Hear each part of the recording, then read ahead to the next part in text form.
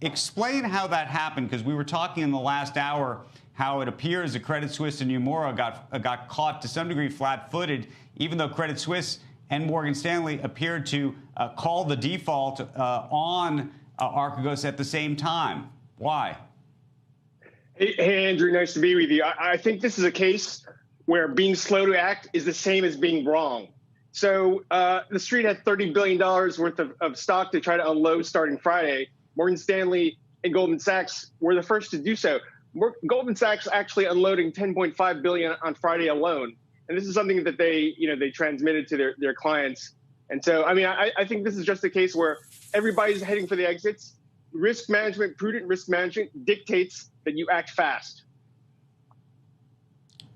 So, Bethany, I feel like we've seen this movie now a couple of times together over the years. And the question is, what should regulators be doing about it? The SEC calling a meeting to discuss it.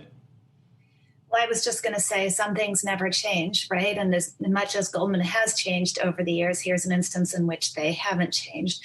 And so Goldman was well collateralized, unlike some of its peers involved in this.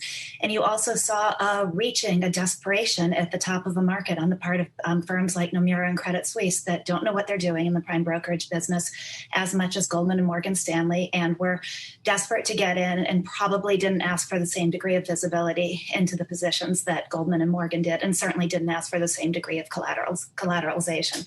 So, but I do think even if the fallout from this seems to be somewhat contained at this moment, it does, when you look at the complexity of some of the financial instruments that were involved here, like these contract for differences that really aren't that well understood. And the fact that all these years later, prime brokerages still don't have that much insight or visibility into what a big firm could be doing across all of its PB relationships. And this firm was unique in the extent of those relationships. You wonder, Lehman London, long-term capital management, has anything really changed? Are the regulators on top of it?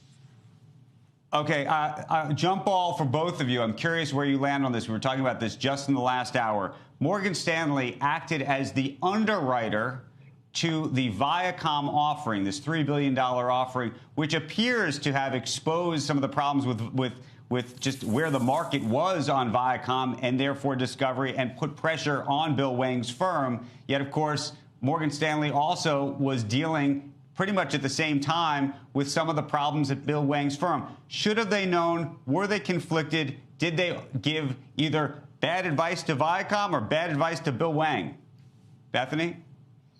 I think they'd probably say, what was the old Goldman line? If there's no conflict, there's no interest. I think they'd probably say that it was different parts of the firm, and that it would have been a conflict of interest to have disclosed either one, but it sure kicked off a mess.